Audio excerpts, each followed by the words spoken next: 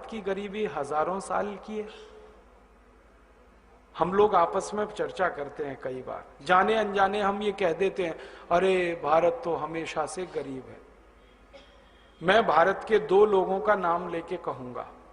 एक व्यक्ति है इस देश में, उसका नाम है पी चिदंबरम। ये भारत में बहुत लंबे समय तक वित्त मंत्री रहा और इस व्यक्ति ने इंदौर नाम के शहर में मध्य प्रदेश में एक भाषण दिया था और मैं उस दिन वहां था। उस भाषण में सामने बैठा था मैं और चिदंबरम मंच से बोल रहा था। कार्यक्रम क्या था? नई दुनिया नाम का एक अखबार निकलता है इंदौर से। नई दुनिया अखबार ने एक किताब प्रकाशित की थी, पुस्तक का प्रकाशन किया था, उसका विमोचन करने के लिए चिदंबरम आया था। तो भाषण दिया उसने, और क्या भाषण दिया! भारत हजारों साल से गरीब देश रहा है। यहीं से भाषण शुरू किया, अंग्रेजी में। अच्छा था कि वो अंग्रेजी में बोल रहा था, ज्यादा लोग समझ नहीं रहे थे। हाँ, उसने शुरू किया, भारत हजारों साल से गरीब देश रहा, भारत हजारों साल से मुफलिसी का शिकार रहा, ऐसे ऐसे उसने कहना शुरू किया। फिर बीच में कहने लगा, ये तो भला हो अंग्रेजों का जो वो भारत में आए और उन्होंने भारत को थोड़ा बेहतर बना दिया, वरना हम तो अंधेरे में डूबे हुए थे। हमको तो कोई ज्ञान नहीं था, कोई प्रकाश नहीं था। इस देश में तो भयंकर गरीबी ही गरीबी थी। और ये जब वो भाषण दे रहा था तो बार बार पंडित नेहरू को कोट कर रहा था। पंडित नेहरू ने ऐसा कहा, पंडित नेहरू ने वैसा कहा, पंडित नेहरू ने ये कह दिया, उन्होंने वो कह दिया। वो भाषण जैसे ही पूरा हुआ, मुझसे बर्दाश्त नहीं हुआ। हाँ, मैं इधर उधर देख रहा था, किसी के मन में कोई तकलीफ नहीं। मैंने कहा मैं तो पूछने वाला हूं इस चिदंबरम से। तो मैंने कहा कि अगर भारत हजारों साल से गरीब था, मैंने सीधे कहा उसको, तो अंग्रेज यहां 250 साल झक मारने के लिए क्यों आए? हजारों साल से गरीब देश, गरीबों के यहां कोई 250 साल रहता है आके? गरीबों के तो कोई दर्शन करने नहीं जाता। 250 साल रहना तो कोई सामान्य बात है। 250 साल में 50 पीढ़ियां जवान होकर मर गई अंग्रेजों की, यहां क्यों रहे वो? और भारत अगर हजारों साल से गरीब था तो पुर्तगाली 450 साल झक क्यों मार रहे थे इस देश में? क्यों आए 450 साल पुर्तगाली अपना देश छोड़कर? 1492 में वास्को डी गामा घुस गया इस देश में और निकला नहीं, फिर अंत तक मार मार के निकालना पड़ा गोवा से पुर्तगालियों को। तो 450 पुर्तगाली, 450 साल पुर्तगाली क्यों आए? 250 साल अंग्रेज क्यों रहे?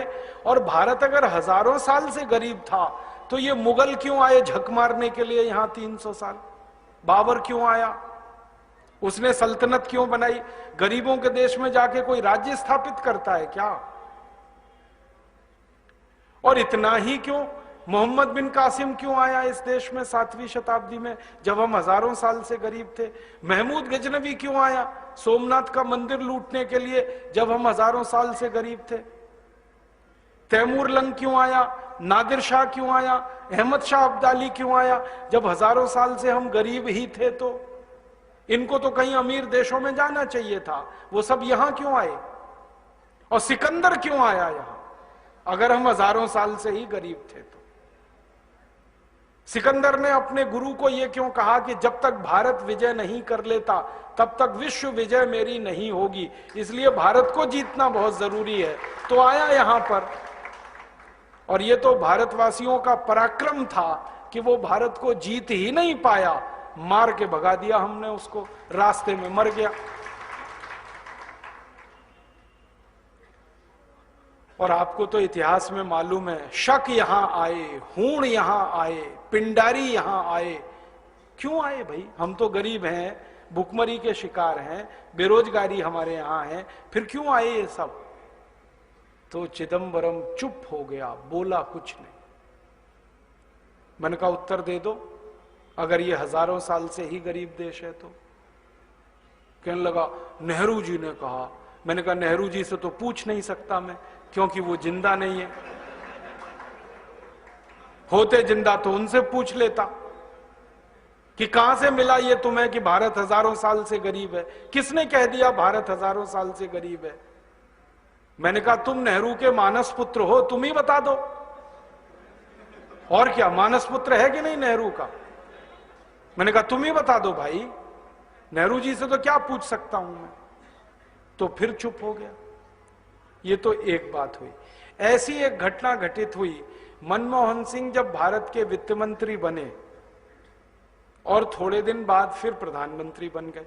पहली बार जब ये प्रधानमंत्री बने तो ऑक्सफोर्ड गए थे। अटल जी के बाद इन्हीं का नंबर आया ना, तो ये गए ऑक्सफोर्ड। वहां पर एक सम्मान समारोह हुआ डॉक्टर मनमोहन सिंह का, उसमें इनको डी लिट की उपाधि दी गई।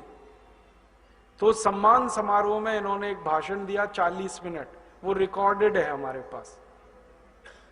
उसमें उन्होंने यही गाना गाया, भारत हजारों साल से गरीब देश है। ये तो अंग्रेज थे जो भारत में आए और उन्होंने भारत को थोड़ा सभ्य बनाया। हम अंग्रेजों के बहुत आभारी हैं जिन्होंने आकर भारत को तकनीकी सिखाई। हम अंग्रेजों के बहुत आभारी हैं जिन्होंने भारत में विज्ञान लाया। हम अंग्रेजों के बहुत आभारी हैं जिन्होंने भारत में उद्योग लाए। हम अंग्रेज, ये बोला उन्होंने 40 मिनट, 40 मिनट। अगले दिन ये भाषण इंग्लैंड के अखबारों में छपा, तो कई अखबारों ने टिप्पणी लगाई, हेडिंग लगाया कि लगता है भारत अभी भी अंग्रेजों की गुलामी में ही है, क्योंकि भारत का प्रधानमंत्री जो गान गा रहा है यहां आकर, वो एक स्वतंत्र देश के स्वाभिमानी प्रधानमंत्री का गाना नहीं है। ये तो गुलाम देश के गुलाम प्रधानमंत्री का गाना है। और मैंने ये दो नाम इसलिए लिए कि दोनों जिंदा हैं ये। हाँ, दोनों जिंदा। और इनके साथ मेरे दिल की तमन्ना है कि एक बार इनको मंच पे बिठाओ दोनों को, और मैं इनसे शास्त्रार्थ करना चाहता हूं भारत के बारे में। और मैं उनको वो प्रमाण देना चाहता हूं, वो दस्तावेज सौंपना चाहता हूं जो भारत की कहानी कुछ और कहते। तो फिर चुप।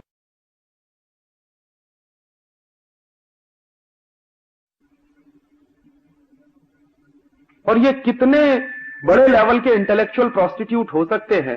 चिदंबरम साहब मनमोहन सिंह से 2 कदम आगे हैं। ये लंदन गए थे, अक्टूबर 96 की बात कह रहा हूं। अक्टूबर 96 में ये लंदन गए थे, वहां प्रेस कॉन्फ्रेंस किया। प्रेस कॉन्फ्रेंस में स्टेटमेंट क्या दिया? प्रेस कॉन्फ्रेंस में स्टेटमेंट दिया कि ईस्ट इंडिया कंपनी और अंग्रेज हिंदुस्तान में 200 साल के लूटने के लिए आए थे। मैं आपको फिर से इनवाइट करने आया हूं कि अगले 200 साल के लिए फिर इस देश में आप लूटने के लिए चले आइए, and there will be a huge reward for you.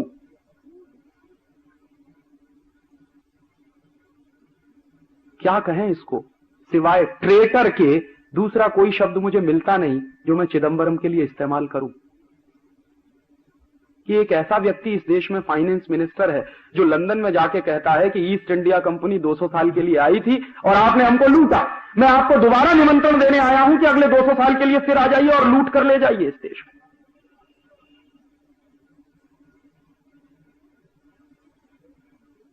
तो ऐसे लोग जब इस देश में फाइनेंस मिनिस्टर बनना शुरू हो जाए, तब तो इस देश का बंटाधारी होने जाए। आप बाजार से कुछ भी ऐसे एग्रीमेंट साइन हुए हैं लिबरलाइजेशन के नाम पर कि आप चौंक जाएंगे। अमेरिका की एक कंपनी है जिसका नाम है पेप्सी कोला। पेप्सी कोला के साथ भारत सरकार ने एक एग्रीमेंट साइन किया है कि हर साल Pepsi Cola 10,000 metric ton chemical waste America से लाकर हिंदुस्तान में डंप करेगा। ये है लिबरलाइजेशन। और ये 2 साल से डंप होना शुरू हो गया है। सबसे पहली डंपिंग किया था पेप्सी कोला ने मद्रास के पास एक गांव है, और अब इस साल से पेप्सी कोला डंप कर रहा है उस केमिकल वेस्ट को। केरल में एक जगह है, उसका नाम है वाइपीन। वाइपीन बहुत सुंदर द्वीप है। एक बार मैं गया हूं, इतना खूबसूरत है कि जाने के बाद लौटने का मन नहीं करता। अब उस वाइपिन द्वीप पर अमेरिका से लाया हुआ 10,000 मीट्रिक टन कचरा, वेस्ट डंप किया जा रहा है, और ये काम पेप्सी कोला कर रहा है। और ये क्यों हुआ है? क्योंकि लिबरलाइजेशन हो रहा है इस देश में, ग्लोबलाइजेशन। और ऐसे एक नहीं, हंड्रेड्स ऑफ एग्रीमेंट साइन हुए हैं कनेडियन कंपनियों के साथ, ऑस्ट्रेलियन कंपनियों के साथ, अमेरिकन कंपनियों के साथ, न्यूजीलैंड की कंपनियों के साथ, कि वो दुनिया भर के तमाम देशों का। कनाडा की एक कंपनी से तो ये एग्रीमेंट साइन हुआ है जिसको लेके हमने एक पिटीशन फाइल किया। एग्रीमेंट ये है कि कनाडा की कंपनी अपना एटॉमिक वेस्ट लेकर आएगी और हिंदुस्तान में डंप करेगी। ये कंपनी पहले बांग्लादेश के साथ एग्रीमेंट करना चाहती थी। बांग्लादेश की सरकार भी इतनी होशियार है कि जब उनको पता चला कि ये लाने वाले क्या हैं, तो एटॉमिक वेस्ट आएगा, तो उन्होंने कहा नहीं नहीं, हम इसको परमिशन नहीं देने वाले। जो एग्रीमेंट बांग्लादेश की सरकार ने नहीं किया, वो एग्रीमेंट हमारी सरकार ने किया कनाडियन कंपनी के साथ। और ऐसे 100 से ज्यादा एग्रीमेंट साइन हुए हैं जिसमें हर साल इस देश में हजारों मीट्रिक टन कचरा आएगा उनके देश का, और इस देश में डंप किया जाएगा। और एक बड़ा ऐतिहासिक दस्तावेज ऐसा ही है मेरे पास। हॉलैंड की एक कंपनी है सीजवॉन वीवी, उसके साथ मनमोहन सिंह ने एक एग्रीमेंट साइन किया था। क्या एग्रीमेंट था? कि हॉलैंड के सुअरों का गोबर 1 करोड़ टन हर साल हिंदुस्तान में लाके डंप किया जाए। ये एग्रीमेंट किया मनमोहन सिंह, और उसके दस्तावेज मेरे पास। क्यों किया है? तर्क क्या था मनमोहन सिंह का? तर्क यह था कि हॉलैंड के सुअरों का जो गोबर है वो क्वालिटी में बहुत अच्छा है। क्यों अच्छा है क्वालिटी में? तो वो तर्क दे रहे थे। जब हमने कहा कि ये आपने क्यों किया, तो एक दिन दिल्ली की एक मीटिंग में उन्होंने इस सवाल पर जवाब देते हुए कहा कि हमने इसलिए ये एग्रीमेंट साइन किया कि हॉलैंड के जो सुअरों का गोबर है वो बहुत अच्छा, क्वालिटी में बहुत अच्छा। और दूसरा क्यों अच्छा है? क्योंकि वहां के सुअर सोयाबीन खाते हैं। तो मैंने सवाल पूछा उनसे उस मीटिंग में कि ये सोयाबीन जाता कहां से? कि हमारे देश से जाता है। कहां से जाता है? मध्य प्रदेश से जाता है। आपको मालूम है इस देश में मध्य प्रदेश को पूरा सोयाबीन का बेल्ट बना दिया इसी ग्लोबलाइजेशन के चक्कर। तो क्या हो रहा है? सोयाबीन के लिए हजारों हजारों हेक्टेयर खेती बर्बाद कर दी गई है।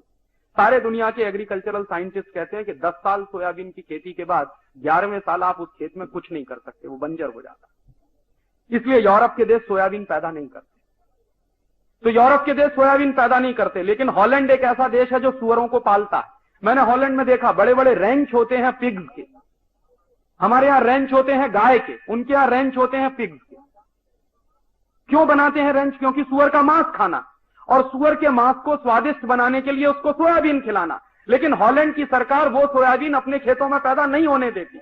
उसके लिए भारत सरकार से उन्होंने समझौता करके हमारे यहां सोयाबीन पैदा करवाना शुरू किया। तो यहां से सोयाबीन की खली जाती है, उनके सुअर खाते हैं, और उसके बाद जो टट्टी करते हैं वो हमारे देश में आएगी। ये एग्रीमेंट किया। और ये एग्रीमेंट एक ऐसे व्यक्ति का है जिसको हिंदुस्तान में बेस्ट फाइनेंस मिनिस्टर का अवार्ड मिला। पता नहीं उनके दिमाग में भी वही गोबर भरा हुआ है। और जब हम कोर्ट में गए ये सब बातें लेकर, और मनमोहन सिंह को लगा कि अब फंसने वाले हैं, और जवाब नहीं देते बन रहा था उनको, कोर्ट ने नोटिस इशू कर दिए थे, इसको हमने पब्लिक इंटरेस्ट पिटीशन बनाया था। तो मनमोहन सिंह ने फिर बाद में प्रेशर में आके वो एग्रीमेंट कैंसिल किया। ऐसे एग्रीमेंट साइन होते हैं लिबरलाइजेशन और ग्लोबलाइजेशन। कोई एक मॉनिटरिंग कमेटी नहीं है इस देश में जो ये छांटती हो कि क्या एग्रीमेंट साइन हुआ है और उसके क्या परिणाम होने जा रहे हैं।